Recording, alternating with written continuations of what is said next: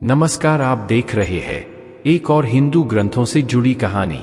चलिए आज आपको एक बार फिर से ले चलते हैं भगवान शिव की कहानी की ओर। लेकिन उससे पहले चैनल को सब्सक्राइब और कहानी को लाइक कर दीजिए और कमेंट में हर हर महादेव जरूर लिख दीजिए। भगवान शिव के बारे में प्रचलित है कि वह थोड़ी सी तपस्या से आसानी से प्रसन्न हो जाते हैं। हालांकि कई ऐसे उदाहरण भी हैं जब किसी ने बड़ा वरदान पाने ने उनकी कठिन तपस्या भी की है।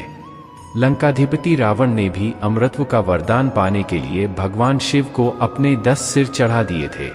भगवान शिव से जुड़ी ऐसी ही एक और कहानी है जिसमें एक राक्षस ने शिवजी की घोर तपस्या कर उन्हें प्रसन्न किया था।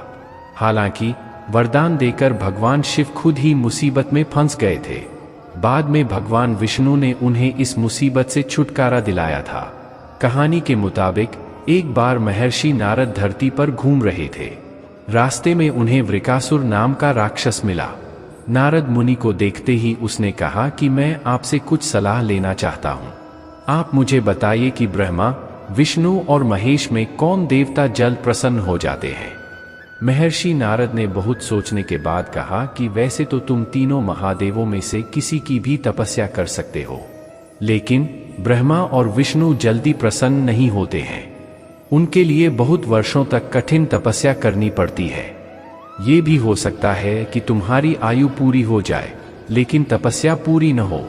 भगवान शंकर थोड़ी आराधना से ही प्रसन्न हो जाते हैं। वे अपने भक्त की इच्छा पूरी करने के लिए सोच विचार नहीं करते हैं। वृकासुर ने भगवान शंकर की आराधना करने का फैसला किया और हिमालय के केदार क्षेत्र में जाकर आराधना करने लगा। यज्ञ, जप, तप, ध्यान सब प्रकार से वह पूजा पाठ करने लगा। कुछ दिनों के बाद उसने सोचा कि मैं शरीर और प्राण को ही भगवान शिव को अर्पित कर दूंगा। ऐसा सोचकर वह अपने शरीर का मांस काट काट कर यज्ञ कुंड में डालने लगा, लेकिन भगवान शिव प्रसन्न नहीं हुए। परेशान होकर एक दिन उसने अपना शीश काटकर भगवान शिव को अर्पित करने का फैसला किया। स्नान ध्यान कर जैसे ही उसने खड्ग उठाकर अपना शीश काटना चाहा कि भगवान शंकर प्रकट होकर बोले, बस करो, तुम्हारी तपस्या पूरी हुई, मैं तुम पर प्रसन्न हूँ, वर मांगो।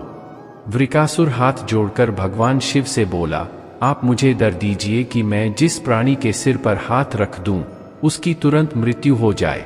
शिवजी वृकासुर की यह मांग सुनकर चिंता में पड़ गए, लेकिन वरदान नहीं देने पर देव मर्यादा का उल्लंघन हो रहा था। शिवजी वृकासुर से बोले कि तुम्हारी तपस्या व्यर्थ नहीं जाएगी।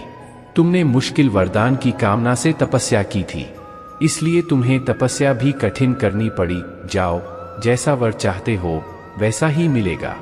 वरदान पाते ही वृकासुर की आसुरी वृत्ति जाग गई।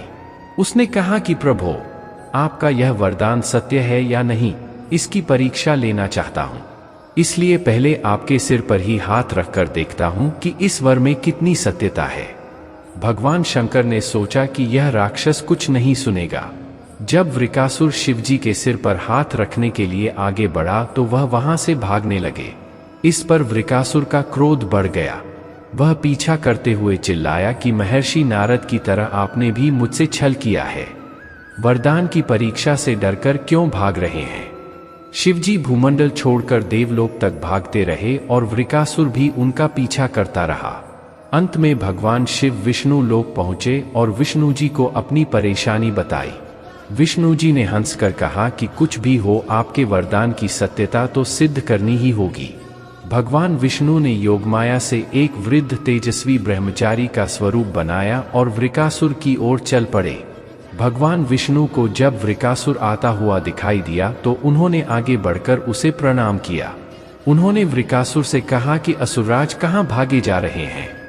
लगता है कि आप बहुत थक गए हैं, शरीर को थोड़ा आराम दीजिए।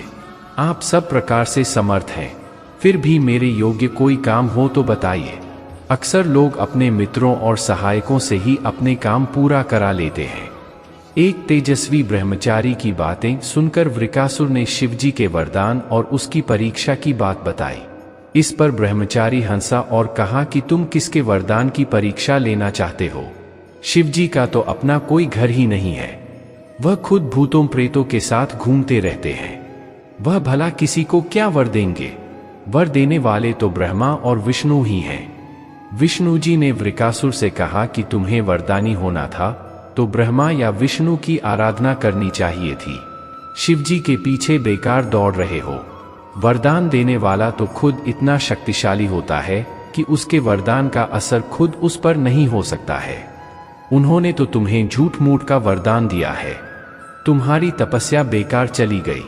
ब्रह्मचारी की बात सुनकर वृकासुर निराश हुआ। उसका मनोबल टूट गया। वह कहने लगा कि मुझे तो देवर्षि नारद ने शिव की आराधना करने को कहा था। ब्रह्मचारी ने कहा कि तुमने नारद मुनि पर भरोसा कर लिया। वह तो ऐसे घुमक्कड़ साधु हैं जो सभी को उल्टी सलाह ही देते हैं।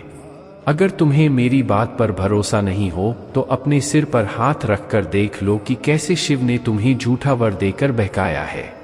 वृकासुर का मनोबल बुरी तरह टूट चुका था। उसे ब्रह्मचारी की बात पर भरोसा हो गया कि शिवजी ने भी उसके साथ छल कर झूठा वरदान दिया है। उसका विवेक नष्ट हो गया। उसने वरदान की सत्यता का परीक्षण करने के लिए अपना हाथ अपने ही सिर पर रख लिया।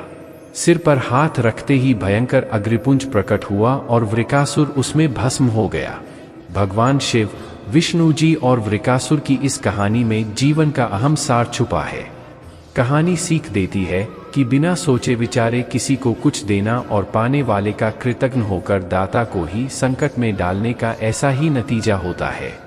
कृतज्ञता के उन्माद में बुद्धि विवेक नष्ट हो जाता है और उपलब्धि ही विनाश का कारण बन जाती है।